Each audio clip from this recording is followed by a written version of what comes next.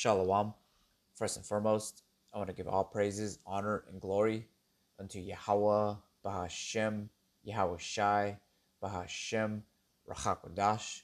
Double honors to the apostles of Great Millstone, and peace and salutations to the Akim who are tuning to these videos. In this video, I'm going to go over this quick article speaking about the Motb, because one thing that people would bring up is that this thing has to be implemented in your right hand or your left hand. But technically, it's either way if it's actually implemented in your body, no matter what, really. And specifically, how Esau Edom is pushing this device is that he's able to put this into your forehead, inside your head, so that you're able to do certain things. And with that, a lot of people are going to be wooed and astonished, because to an extent that is like a miracle to them, because whatever this device is doing inside of them is pushing like the neural pathways to make that person what if it's like bringing their eyesight back, or their hearing back, or even their walking back. These devices are starting to tap into those things. And in these last days, Esau Edom is going to implement that mandate that everybody basically has to have either this device or that device implanted into your body. And with that, how it ties into is these things always bring up the fact that you can do transactions with it. And so that's the tie-in where the scriptures told us in the prophecy of the Motb. So I'm just going to read this article real quick, just to you can get the gist of it. So the title of it reads, "Mind reading chip that can be fitted within minutes could transform lives of millions." Because that's the scope that they want with this device, to get as many people as they can. And we know the elect are not going to take this, because the rest are blinded. All these people, they're not going to understand this is something that was commanded of us not to take. Only the elect are going to obtain that truth and be steadfast in these last days. Like the scripture says in Matthew 24, but he that shall endure unto the end, the same shall be saved. Because that hour of temptation is going to be brought upon all of us. And the people who aren't under the covering of Yahweh Hashem Yahweh Shai aren't going to make it. And they're going to need something to rely on, which is going to be this Motb device. All right, so I'm going to read the article now.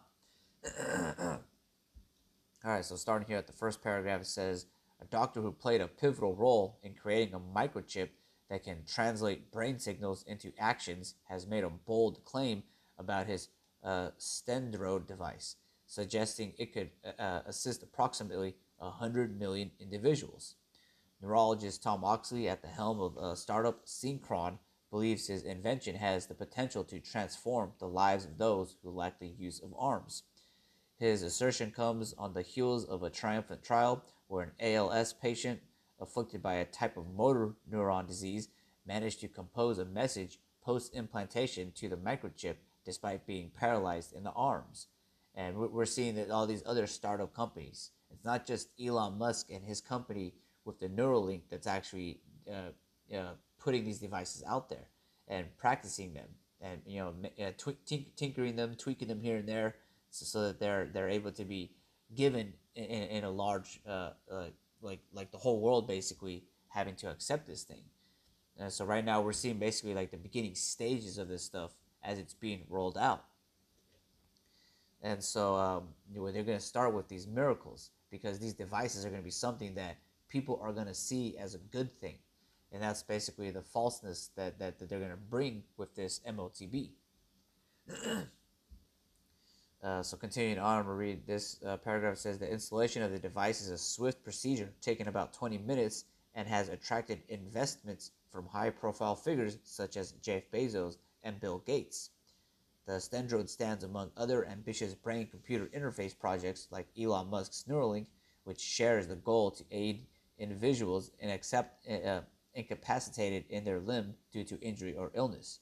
However, proponents of the Stendrode emphasizes its less invasive nature compared to Neuralink, which requires drilling into the skull.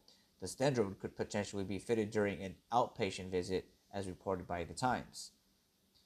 And so, like with this one, basically, they're kind of saying that it's not too invasive, but it's still basically being put into you. But I'm just gonna go down. Let me see, jumping down to this paragraph right here. It says Opie elaborated they can go online and do their shopping and banking and communicate with their loved ones, reports the Mirror. The technology not only empowers patients to reconnect and communicate with their loved ones when injuries or disease have limited their ability to do so, but it also integrates seamlessly with smart devices. Now, so the main takeaway from this paragraph is that with this device, that's very easy to get. It's just a 20-minute walk-in. That it doesn't have to be too invasive into your skull, and basically they're promoting that millions could take this thing, that you can be able to buy and sell with it. And albeit this thing is going to supposedly cure your ailments, you have to remember the scriptures, because what happened at the gate of Beautiful is that person who was lamed from his birth was given a blessing, and he was made whole right then and there because of his faith in Yahweh Bashem Yahweh Shai. And that's the faith that we're going to rely on in these last days. The power is going to be bestowed on some of the elect down here so that we are able to fend for ourselves. So we're not going to need these devices. We're not going to need Esau, Edom. We're not going to lean upon those who have been smoten us. But those who trust in the shadow of Egypt, it's going to be for their condemnation.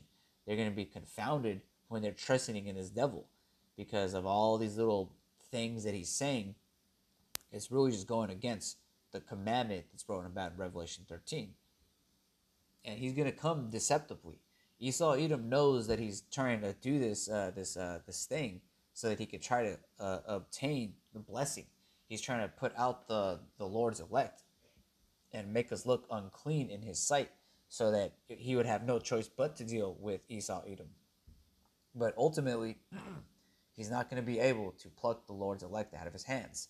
We've already gotten this word, and we're rehearsing the righteous acts. We're out there on the highways and hedges, and some of us may depart from us as we're in this ministry. But the fact of the matter is that the elect is being sealed day by day with this word, with our practicing the law, statutes, and commandments, and actually pushing this word.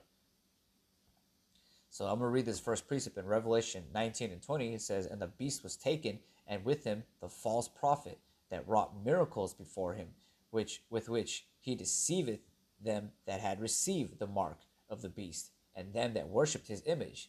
These both were cast into a lake of fire, burning with brimstone." So right here, it lets you know, precept upon precept, what's going to happen to those who take the Motb. They're going to be thrown into the lake of the brimstone, which is speaking about when Babylon here gets hit with all those thermonuclear missiles. And also that the beast and his empire, this NATO and the EU, Babylon the Great, which is America. This basically is the empire that's ruling right now. Just as in before times, it was the Babylonian Empire, Medo-Persian, Syrian, the Greco-Roman Empire. We're now in that last stage of the revitalized Roman Empire. And he's going to try to deceive you with those miracles, just as it says here in Revelation 9 and 20. Just because it looks like a good thing doesn't mean that it's a good thing. You never trust thine enemy. You got to understand that this devil, he's got a grand scheme to try to take us down and keep us away from our power. But the elect have obtained it, the rest were blinded. It's this wisdom and knowledge that's going to keep us stable in these days. The fear of the Lord is our treasure. And that's what's ultimately going to keep us in the hour of temptation. So I'm going to read this also in, 2 Thessalonians chapter 2, verse 3. It says, "Let no man deceive you by any means, for that day shall not come, except for there come a falling away first, and that man of sin be revealed, the son of perdition." And we're doing that as we're doing these videos. We're out there on the highways and hedges.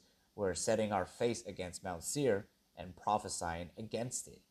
And this devil is being revealed left and right. All of his iniquities being laid on the table, and we're basically put him in to court now. And so he's being exposed now. A lot of people they consider the certain things and talking points that we actually bring out.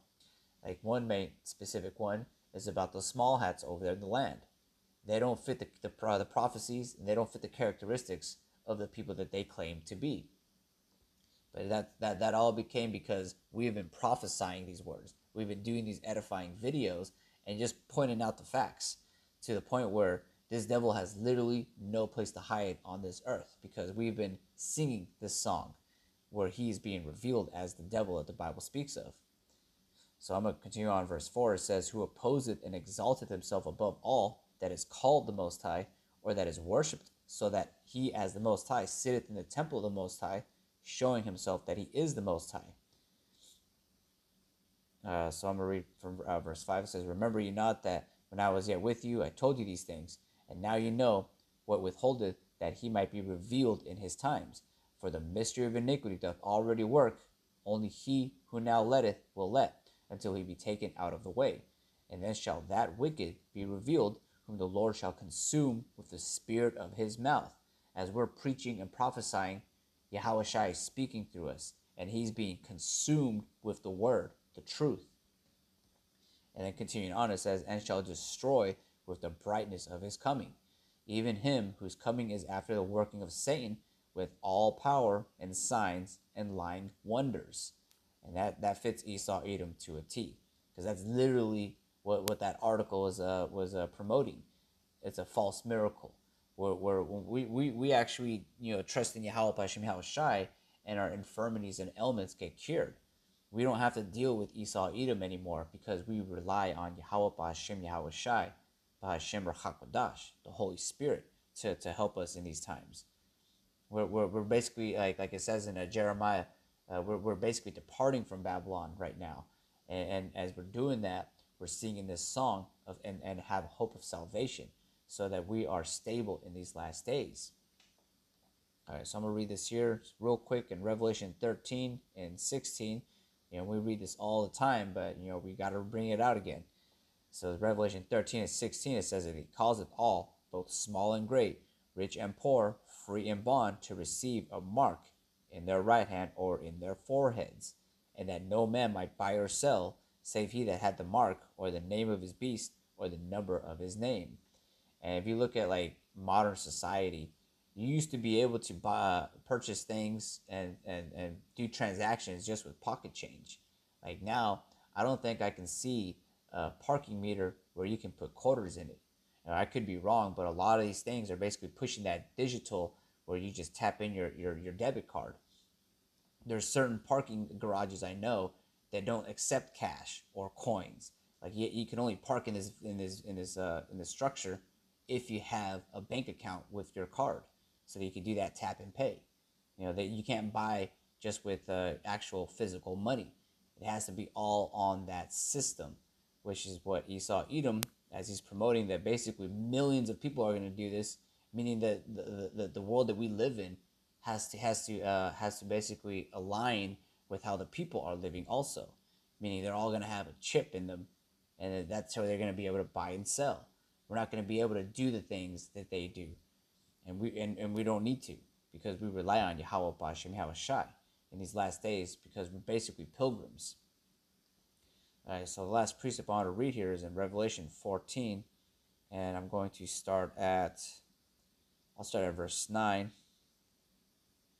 It says, and the third angel followed them, saying with a loud voice, if any man worship the beast and his image, and receive his mark in his forehead or in his hand, the same shall drink of the wine of the wrath of the Most High, which is poured out without mixture into the cup of his indignation, and he shall be tormented with fire and brimstone in the presence of the holy angels and in the presence of the Lamb. And so that's what we're going to witness it. Lord willing, we're part of the elect, and that we endure unto the end, so that we are saved, so that we can be partakers in the kingdom, being of the 144,000 elect who stood stiffly for Yahushai's name in the presence of the Lamb, because that's who this is talking about. That's when they're crowned, and they're witnessing all those people who disregarded the message, just like the times of Noah. They disregarded the message, and only those people in that boat were delivered out of that coming destruction. We're running it back again. We're in that same situation. But with that, That's the end of this video. Lord's willing, it was edifying. I want to give all praises, honor, and glory unto Yahweh, Bahashem, Yahweh Shai, Bahashem Rachakodash, Shalom Akim.